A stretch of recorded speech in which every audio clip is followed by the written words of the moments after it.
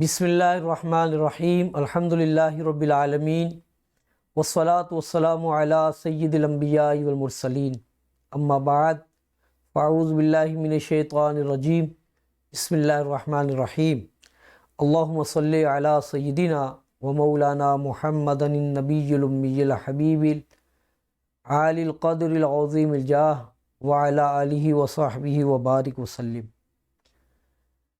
بعض اوقات زیادہ کھانے کی وجہ سے معدہ خراب ہو جاتا ہے، جس کی وجہ سے کھٹے میٹھے ڈھکار آتے ہیں یا پیچس بھی بعض اوقات لگ جاتے ہیں۔